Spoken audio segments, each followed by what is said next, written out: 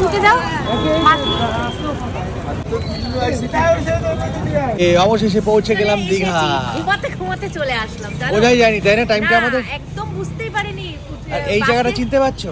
হ্যাঁ, এই জায়গাটা এত চেঞ্জ হয়ে গেছে, মানে আইডিয়ার বাইরে। জায়গাগুলো কি নোংরা, ময়লা, কি বিচ্ছিরি ছিল। খুব ভালো লাগছে সত্যি এই জায়গাটা এসে, মানে ওই হোটেলটা সৌন্দর্য বেড়ে গেছে এই জায়গাটা সুন্দর করে, খুব ভালো লাগছে। আর আমরা ঘুমাতে ঘুমাতে চলে আসলাম জানো, বাসে উঠেছি 6টার সময়, 7:30 একবার ঘুম ভেঙেছে, কোলাঘাটে এসেছি, কোলাঘাটে চা বিস্কুট খেয়েছি, খেয়ে আবার ঘুম দিয়েছি 10:45টার সময় ঘুম ভেঙেছে। 10:30 থেকে 10:30 পর্যন্ত একটু জেগেছিলাম, এদিক ওদিক দেখছিলাম, তারপরে এখন নামলাম। চলো আমাদের হোটেলে ফিরে আসি। এই যে হচ্ছে আমাদের হোটেল, এটা অনেক পুরনো হোটেল বলো।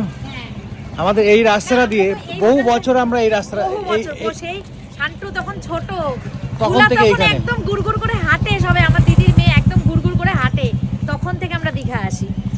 চলো এই হচ্ছে মীরা ইন্টারন্যাশনাল।